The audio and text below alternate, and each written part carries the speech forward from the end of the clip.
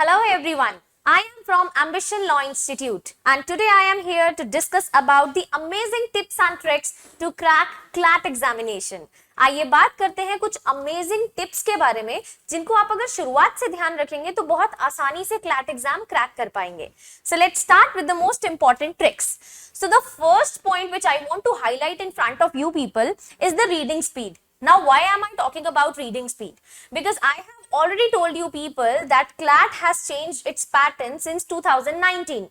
2019 तक CLAT exam जो था वो नॉर्मल क्वेश्चंस और उसके नीचे एमसीक्यू ऑप्शंस आते थे, but after that it has become a comprehensive examination. अब उसके बाद पैसेज बेस्ड एग्जाम बन गया है. मतलब अगर आपके पास 5 सब्जेक्ट्स आने वाले हैं CLAT में तो पांचों के पांचों subjects, even maths, logical reasoning, GK, each and every subject is going to be the passage based one. अब जब पैसेजेस होते हैं तो उन पैसेजेस को रीड करना है, उसके नीचे क्वेश्चंस है, क्वेश्चंस को रीड करना है, देन हमें एनालाइज करना है कि चारों में से कौन सा ऑप्शन सही है, which is obviously time taking. That is why I want to focus over one point कि आप सबको beginning से ही अपनी reading speed को बहुत अच्छा maintain करके चलना है. Now moving on to the next part which is time management. So yes, time is very precious. It waits for none, right? तो हम लोगों को beginning से ही टाइम बहुत अच्छे से मैनेज करके चलना है. जैसे आप लोगों को मैं एक अल्टीमेटम दे देती हूँ लीगल के लिए. आप लोगों के लीगल एप्टीट्यूड के पोर्शन में 7 to 8 पैसेजेस आएंगे. 7 to 8 पैसेजेस का मतलब है total 35 to 40 questions. In 35 to 40 questions को कंप्लीटली आपको रीड करने के बाद इनके आंसर्स मार्क करने में आपको सिर्फ 25 to 30 मिनट्स का टाइम लगना चाहिए.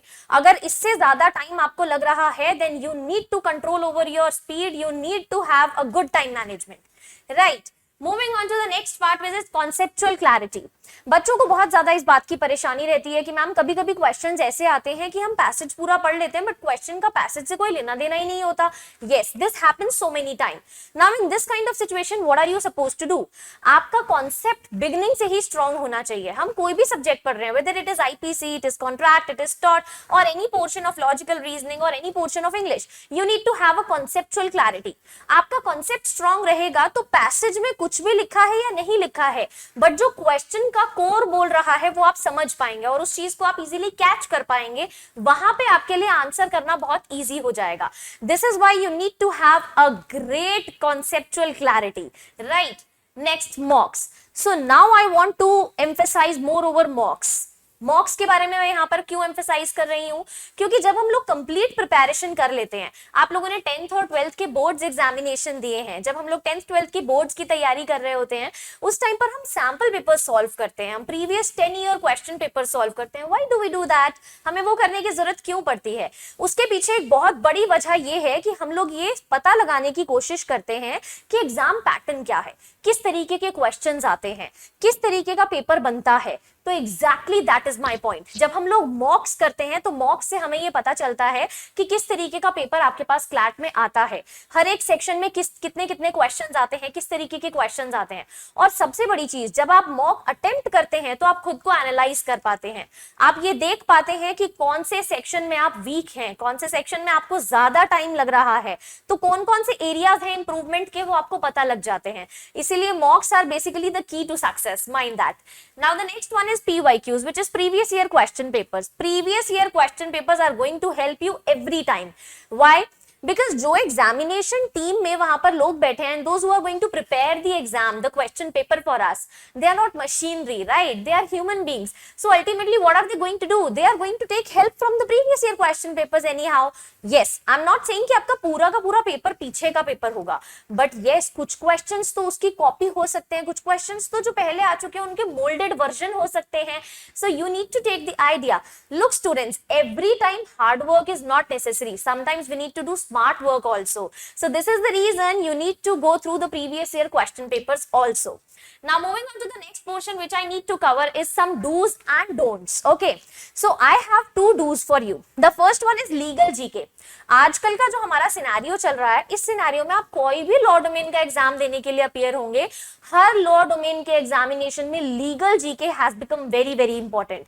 तो आपको बिगिनिंग से ही legal GK means legal current affairs के ऊपर फोकस करना है. And and normal current affairs जो हमारे पास जीके में आते हैं उनमें और लीगल करंट अफेयर्स में ना एक डिफरेंस होता है।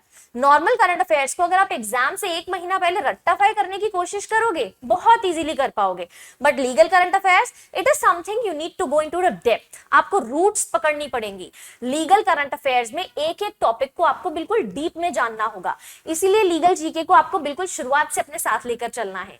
Now the next one is self analysis. Self analysis, अपने आप से बड़ा टीचर हमारा कोई नहीं हो सकता, तो हमें बिगिनिंग से ही ये देखना है कि हम कौन से पोर्शन में वीक हैं, कौन सा सब्जेक्ट ऐसा है जो बहुत टाइम टेकिंग है हमारे लिए, तो हमें उस पर टाइम कम करना है किसी तरीके से, हमें वहां मार्क्स ज्यादा स्कोर करने हैं जहां हम लैक कर रहे हैं, वो पर्टिकुलर एरियाज हैं जिनमें हमारा क्वेश्चन हमेशा गलत होता है। So we need to check out for these points and we need to analyse ourselves, हम कहां पर लैक कर रहे हैं वो हम ही एनालाइज कर सकते हैं, और उसके बाद we need to work on that.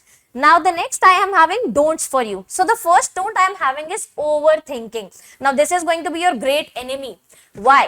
Legal portion की बात करते हैं। लीगल पोर्शन में आपके पास जितने भी क्वेश्चंस आते हैं they are going to be situation based questions. Situation based questions, let's say मैं आपको एक सिचुएशन देती हूँ कि आप बहुत बड़ी कंपनी के मालिक हैं, आपके अंडर 100 एम्प्लॉइज काम कर रहे हैं। एक दिन आपका एक एम्प्लॉय आपकी कार लेकर ऑफिस से बाहर जाता है और रास्ते में उसका एक्सीडेंट हो जाता है। Now who is going to pay for that? Car की जो आपने इंश्योरेंस कंपनी बुक की हुई है वो पे करेगी, आप पे करेंगे क्योंकि आप एम्प्लॉयर हैं, एम्प्लॉय पे करेगा क्योंकि वो गाड़ी चला रहा था, या फिर वो पर्सन पे करेगा जिससे टक्कर हुई। Now in all these kinds of situation, what students generally do? They enter into their imaginary world. वो ये सोचने की कोशिश करते हैं कि ऐसी सिचुएशन तो ना उस दिन रोड पे हुई थी, मैंने देखा था, ऐसा सीन तो मेरे ही साथ हुआ है, या ऐसा तो मैंने एक मूवी में देखा था, एक सीरियल में देखा था। And all these things are basically the trap. जैसे ही आप अपने एक इमेजिनरी वर्ल्ड में एंटर होते हैं आप रॉन्ग आंसर मार्क करते हैं। This is something I can give you in written.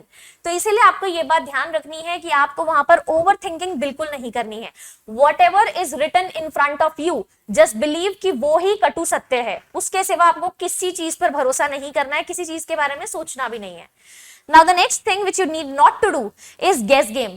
Look, that's not going to be a guess game. Why? Because CLAT is having the option of negative marking. आपके गलत questions पे 0.25 marks आपके चले जाएंगे। And students, positive marking हमें जितनी तेजी से ऊपर नहीं लेकर जाती, उससे दुगनी तेजी से नेगेटिव मार्किंग हमें नीचे ले आती है। तो हमें स्टार्टिंग से ही ये गेसिंग वाली गेम, तुक्का, जय माता दी, 1 2 वो नहीं करना है। Right, now the next one. So the next The question every student has in his or her mind. ये question हर बच्चा जनरली सबसे पूछता भी है। Today I am here to answer this question. So the question is coaching really necessary to crack CLAT? मतलब अगर मैं coaching नहीं लेता हूँ या नहीं लेती हूँ तो मैं क्या क्रैक नहीं कर पाऊंगी? इसका एक बहुत बेहतर आंसर मेरे पास है। मैं ये नहीं कहूंगी कि सबके लिए कोचिंग जरूरी है, because we have seen students in the society जिन्होंने बिना कोचिंग के टॉप किया है, तो वो भी एग्जांपल्स हैं, बट आई मस्ट से वो एक्सेप्शंस हैं। रीजन, आज के टाइम पर जो मेजॉरिटी ऑफ स्टूडेंट्स हैं उनके साथ एक परेशानी है, and that is lack of concentration. तो जब हम लोग कोचिंग लेते हैं उसके 2 बहुत मेन बेनिफिट्स मैं देख सकती हूँ और वही मैं आपको बता भी सकती हूँ। वो 2 बेनिफिट्स क्या हैं? सबसे पहली चीज, हमें एक रेगुलर स्टडिंग डेकोरम मिलता है, हमें एक रूटीन मिलता है जिस रूटीन से हम लोग पढ़ाई कर पाते हैं, जो खुद मेंटेन करना थोड़ा सा डिफिकल्ट होता है। वरना ऐसे तो हर बच्चा समर वेकेशंस में एक टाइम टेबल बनाता है, फॉलो नहीं कर पाते ना। इसीलिए हम लोगों के लिए कोचिंग ज्वाइन करने के बाद एक रूटीन मेंटेन करना थोड़ा इजी हो जाता है। And the next most important thing is rhythmatic study. Now that rhythmatic study is also very very important. बच्चे जब पढ़ाई करने लगते हैं तो उनको कुछ कुछ फील्ड्स बहुत इंटरेस्टिंग लगते हैं और वो हमेशा कोशिश करते हैं कि हम वो इंटरेस्टिंग वाले फील्ड्स को पहले फोकस करें, but that's a trap then. Why? Because आपको सीरीज में चलना होता है, कुछ कुछ चीजें होती हैं जो हमें बेस से, कोर से समझनी होती हैं, इसीलिए हम जब स्टेप बाय स्टेप चलते हैं वो हमारे लिए ज्यादा बेहतर रहता है। And coaching institutes are obviously going to guide you for that. These are the 2 basic reasons जिनकी वजह से मैं ये कंसीडर करती हूँ कि coaching is necessary. Now thank you for listening to me. All the very best for your preparation. In my next videos I'll be coming on with more detailed explanations regarding your upcoming exams. So all the best till then. Stay tuned to us. Keep watching. Thank you.